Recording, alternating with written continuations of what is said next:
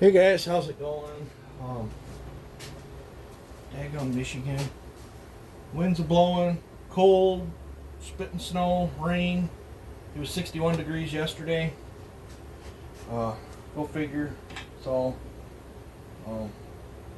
crummy weather. I didn't go into my normal job today. Figured I'll try to get some stuff done on this 462 that I want to get out of the way. I am building this one in a 400, and I get this one for my piece of the effort or whatever.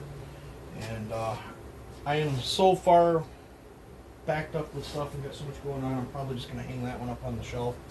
The gentleman that owns these did his own muffler mod, and man, this guy's work is clean.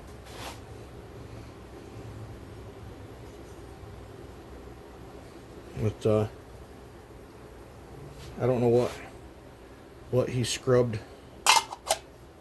these mufflers up with, but they look. I imagine they'll change color once they run. He did the same muffler mod on the other one, so I won't have to dink with the muffler. I am not going to untwist the port on these. I've only built one 462, which was the same vintage as these, because if I recall, it had the same big notch cut out in the piston right here. I had him order a new piston for the newer one that has different intake timing. The stock numbers for this are 98, 118, 120, and 84 with that piston. I haven't thrown that one in it to check the numbers, but it doesn't matter. I got the cylinder soaking in the ultrasonic cleaner, so I get the carbon out of the chamber. I originally was going to try to build. I'm trying to remember when I built that other one. It was like, what, 3-4 years ago? Maybe farther. And I went into that one twice, and I had it running way better the second time around when I did a pop-up. So I will be cutting a pop-up into this. But where my exhaust number is, and I got plenty of room because this is like a 1/4 inch notch.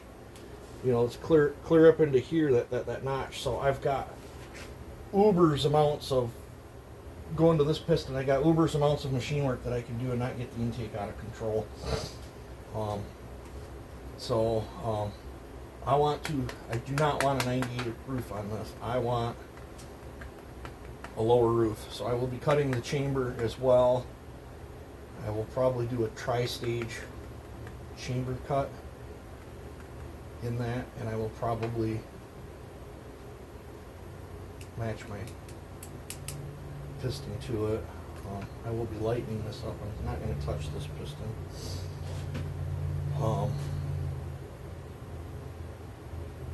I want to try some different ideas. Numbers will not be given out on this build.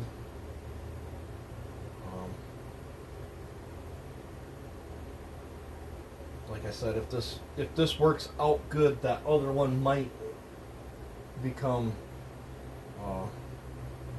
one of my new goof-off saws. So yeah, so I'm just not. A lot of times port work is not about the numbers. Numbers I use for repeatability most of the time. And how I read a wheel might not be how you read a wheel. How I chamfer. If I did a 98 exhaust roof and how I measure, and you tried to do a 98 exhaust roof, there could be totally different results. So numbers is irrelevant. I wish people would just get that out of their head. Port for flow, power comes. I will be doing carburetor work to this, but only to 1/2 of it. I am not touching the straddle half.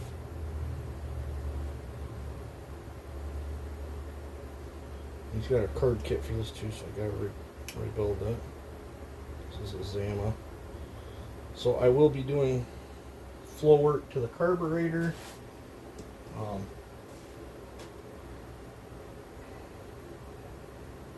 Trying to think. That's front fed transfers. I forgot about that. It's been so long since I've been into one of these.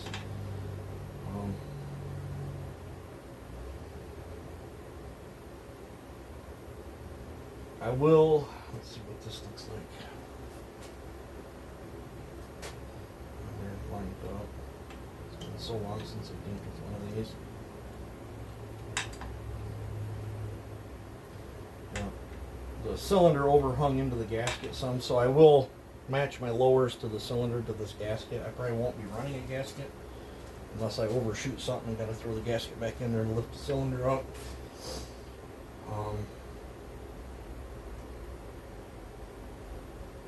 Probably not going to mess with the ignition timing until I get it sorted out and then start tweaking with that. I'm hoping to make a pretty decent runner. I'd like to surpass my last build on one of these. I don't know what this costs because that guy purchased it, but I'll have to order one up for mine, or maybe they offer a meteor. I don't know.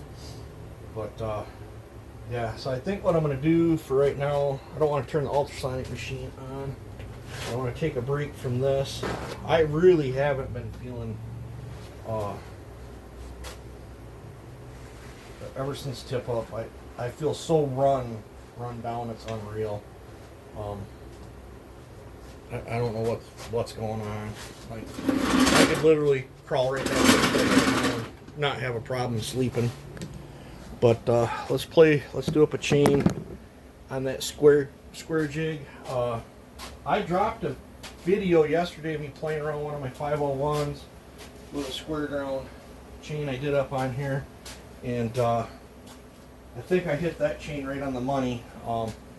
Absolutely loved how that chain bore cut. That was a piece of poplar that was still kind of frozen in the middle, and it felt like I was cutting a piece of styrofoam. Now, I did put this thing in a tub of gas and wash this chain. So what? Let's see here. Set up for the other side right now. So do this side first, I guess. This is a 23 RS that I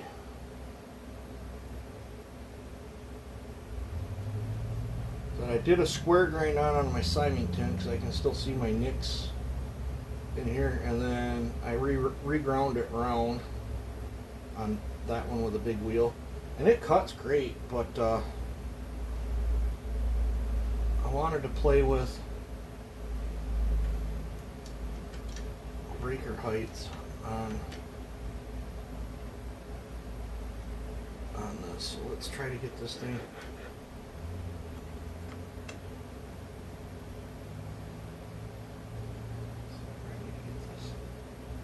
set up on this. Always takes me the longest.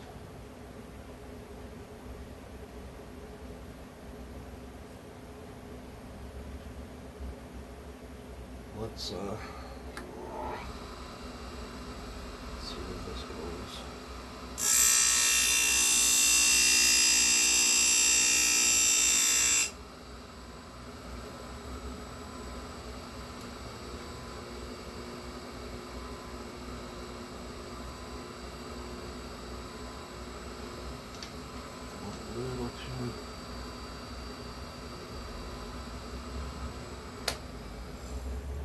Too deep on that, so this thing a little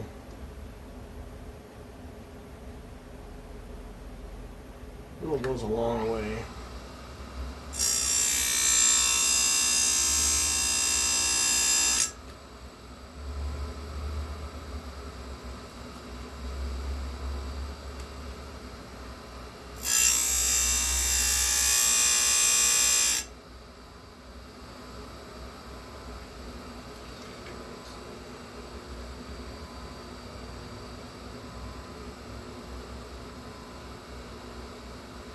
Fix that too, but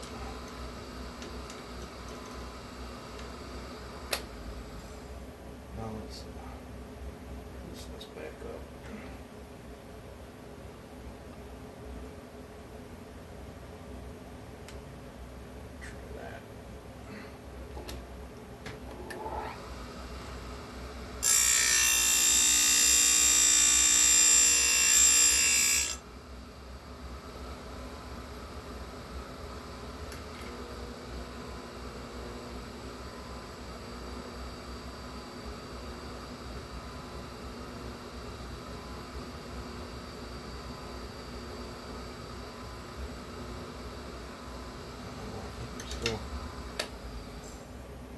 trying to find the sweet spot where I'm happy with it, guys.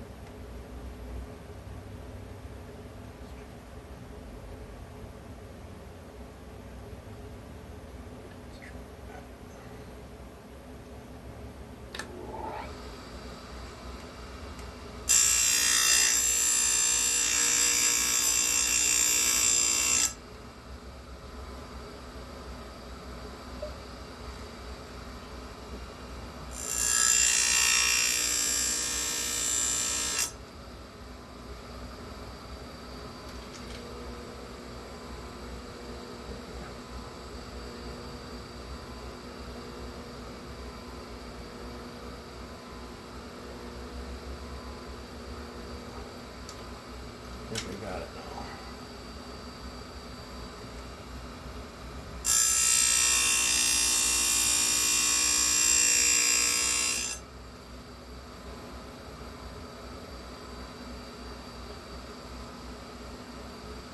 Let's start going this way with it.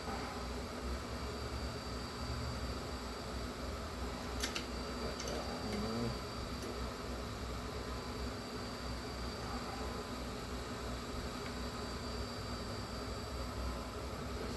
Messed up on it.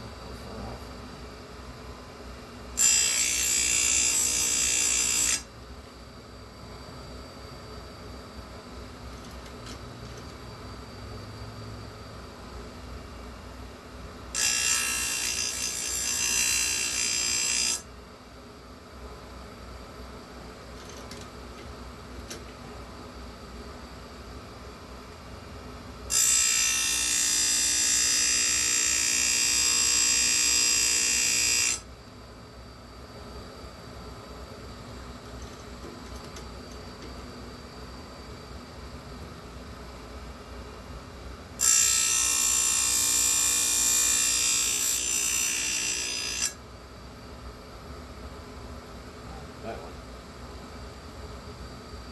Each one of these teeth is a little slightly different.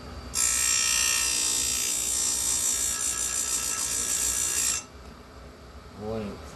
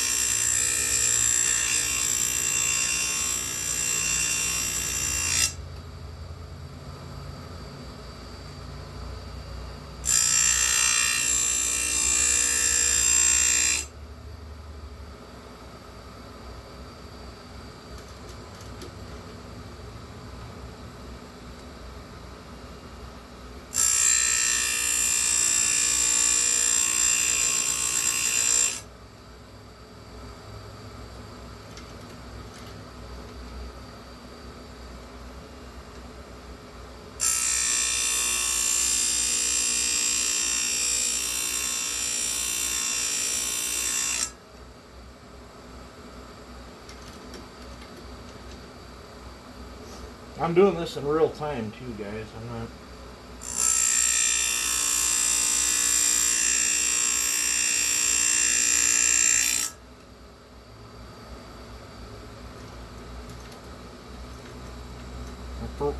I don't know what the angles are, but the angles on the machine between the 5 and the 10 with it pushed back, and I'm 10 here. And I don't know. This is the 40-50 triangle.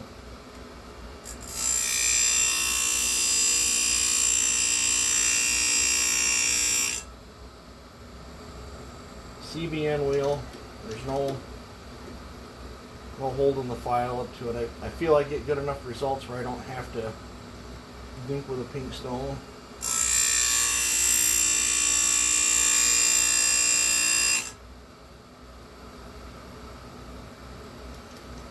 I tell you this, you wouldn't want to bump this chain while it's on your saw.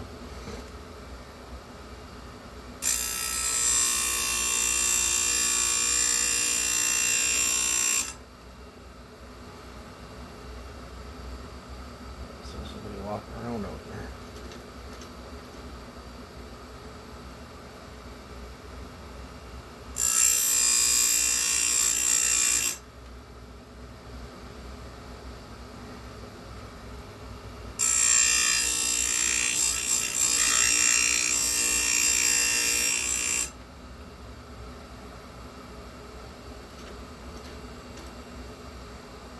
tell I didn't eat breakfast today.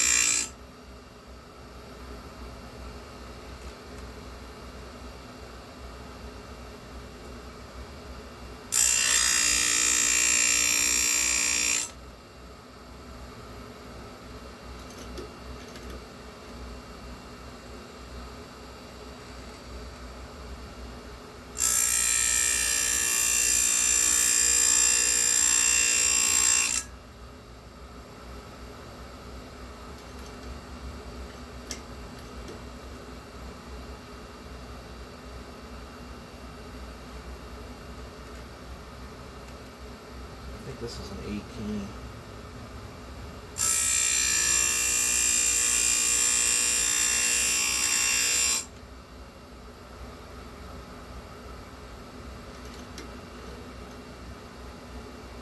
Alright, we're done with this side. I use my fingers like a brake pad to quickly stop it. So let's add this to here. Flip the chain 180. This.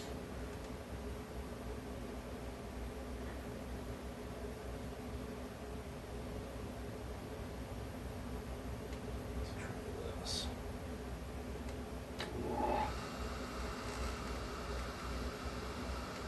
Yeah, I should be holding it here, but I don't know. I'm just so used to my grinder going this way.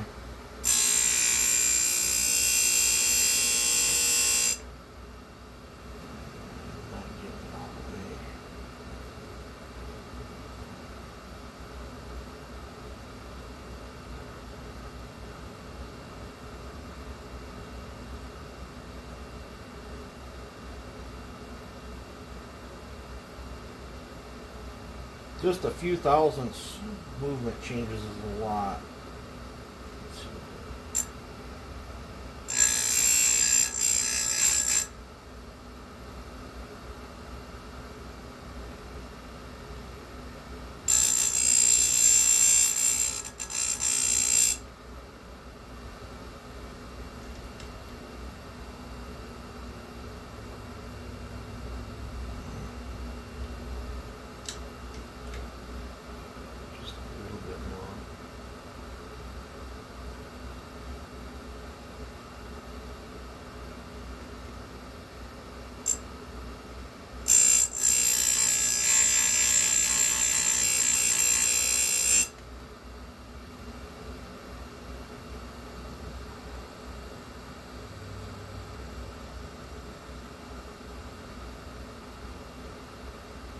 Might be back in the same spot.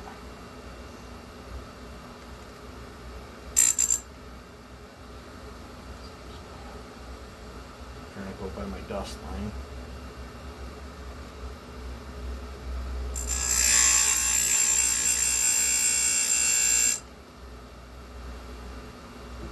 There we go.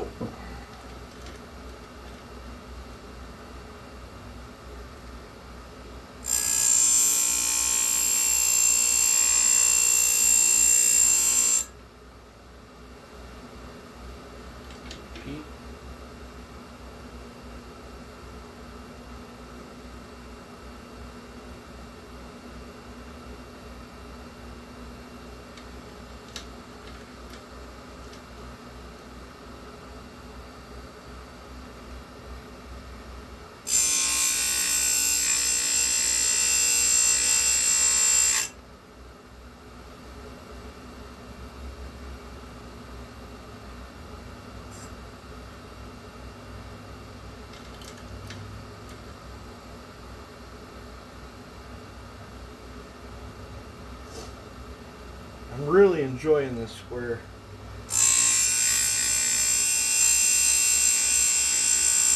This square jig.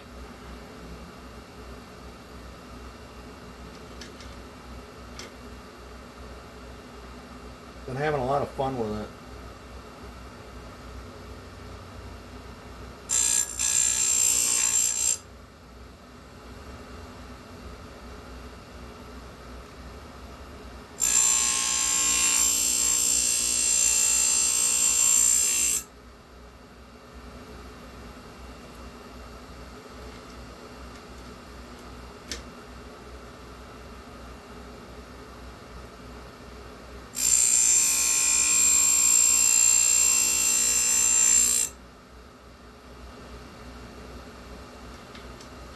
Now, if I wasn't using a CBN wheel, you'd probably want to use the tap technique, but I'll show you here in a minute. Those that think I'm burning my tooth up, it's not even straw coloring it. I can hold the tooth, it's not getting hot at all. No fears of that whatsoever. It's a little shorter tooth.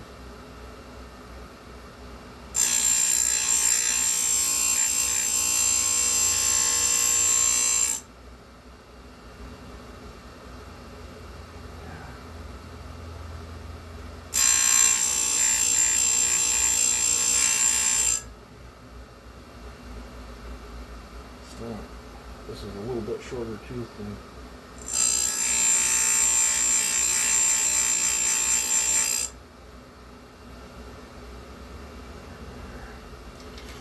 just push the grinder over to it.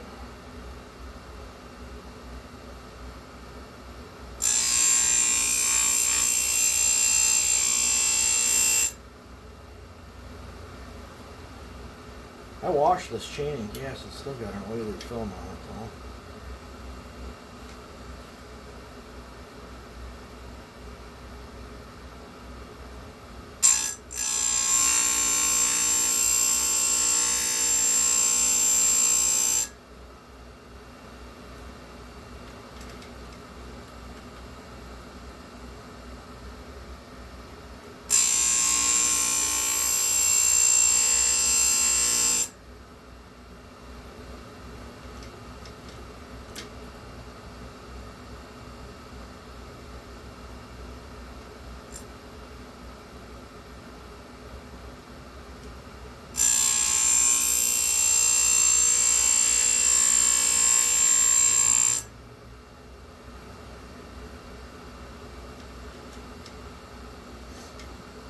And I'm using this edge right here, lining it up to the sharp edge on the thing there, and it seems to put the corner pretty doggone close to where I need it.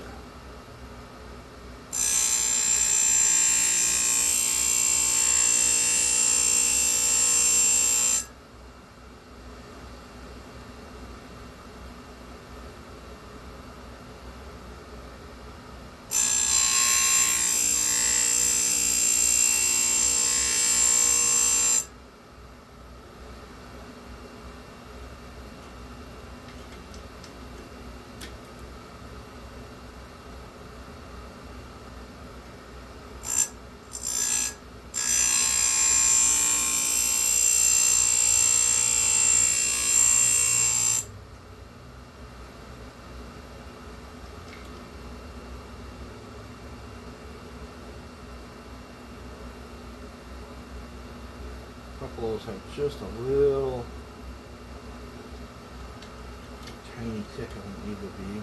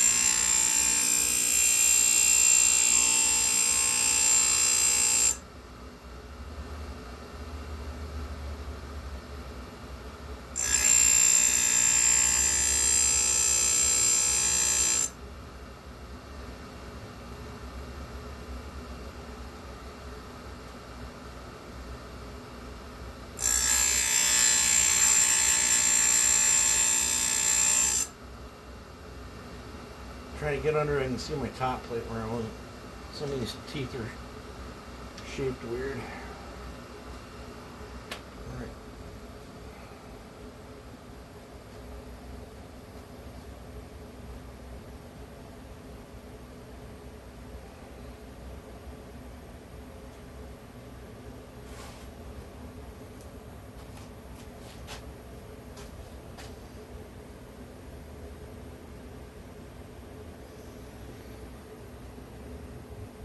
I'm going to pause you. I'm going to get this set up on a saw and a bar. And I think I'm going to do the rakers on this one. Alrighty guys. You'll probably see this video in the This is that chain that I sharpened up on the square jig. I did clean the gullet out a little bit with a round file. I'm hoping I didn't nick things too bad. And then I flattened each side of this, and then I set these rakers with the West Coast raker gauge to the highest raker setting, and the wind is blowing at the little end of the tripod here. It's going to let up here for a second. I don't want this blowing over. Let me pause you and put a chain on this. Alright, I got you weighted down with a chain. Hopefully don't break the tripod. This wind is ridiculous. But I moved the log over here so you can see the chips and stuff on it. I got a 7-pin on this purple saw. It's not been started since it's been up.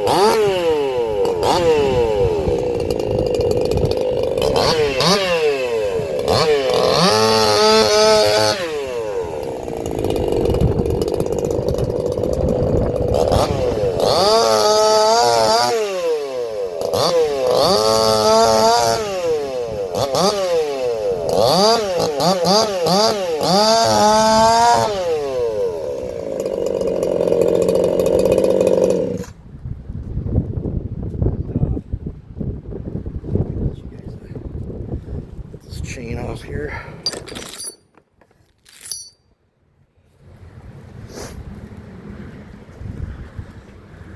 It's blowing some big chips. Little different style noodle than the other chain. I'm not gonna lie, the chain I had on the other saw the other day bore cut smoother. This not bad. Crossways, I think I could go a little lower on the rakers. or a little steeper on the angle on the tooth. But let me pause you guys. I want to get in the garage. It's freaking cold out here. Alrighty, at least it's nice and warm in here. Let me pull that chain off that so I can show you guys.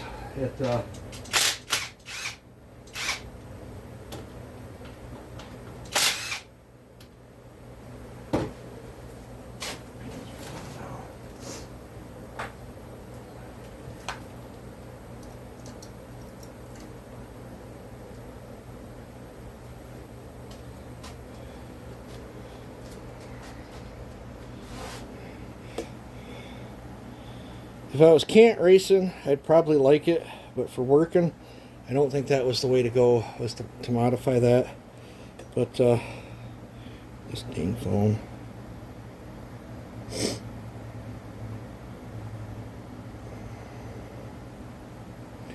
So that chain's a little more finicky. This was the one I had on the 501 the other day, and I love how this thing cuts. I don't know where the rakers are at, because this was a chain that was done up real.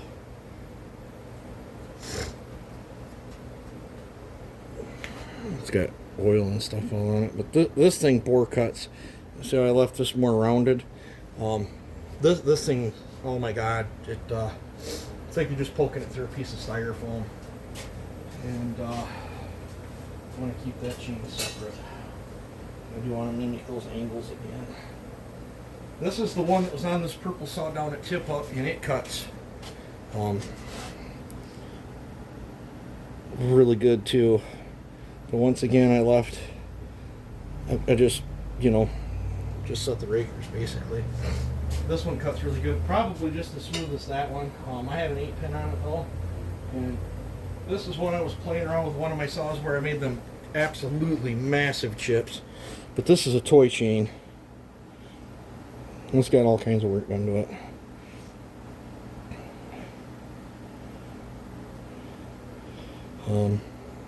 This one they won't let me play a lot of the races with, but it's fun to go out and goof off on the wood pile. But she's getting down there on life. She's only got 1 or 2 sharpenings left on her. Incredibly fun chain. But yeah, so I don't know. I'm taking you guys. I've sharpened round chain for eons. I started sharpening round chain probably about 13. So yeah, been a long time. I've hand filed square grain off and on throughout the years, but I would never say I mastered it. The files were always expensive, and it's just easier when you're out in the woods if you need to take a round file and go whoosh, whoosh, whoosh. But for playing around, I'm taking you guys on that journey. I'd say that square jig is absolutely an awesome setup for the beginner guy to get into doing his own square grinding. That's just my opinion. I'm having fun with it. I think I'm getting decent results. I can't mix those two chains up because they're 2 different sizes. 16 and 18. But, well, the raker gives it away. I don't know. I might convert this back to a round file for Sawfest. That would be a legal Sawfest. A little bit on the long side, but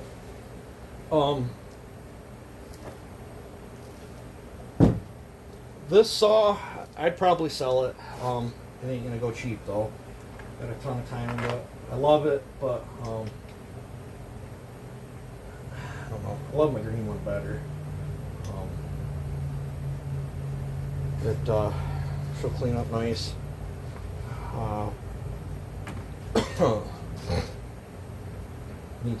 Needs to get cleaned up now. It does have an A2D foam filter setup in it.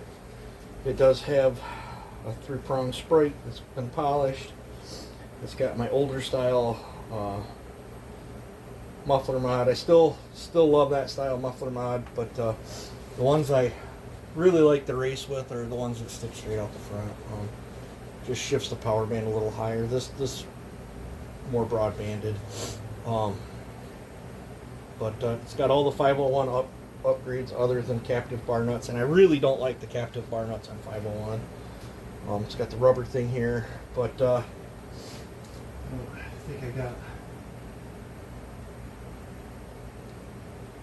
think I got one new 18-inch bar and chain left, but I don't know, probably $1,200.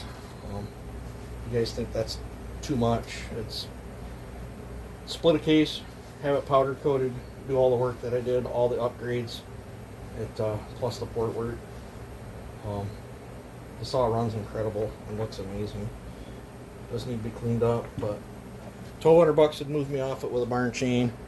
I'd probably sell it a little cheaper. Just power head. So let's talk about stuff that it's for sale. The purple one. Let me just take you out of here. Yep, the purple one's for sale. This one I get asked all the time with the A2D setup. I want $820 for it with bar and chain.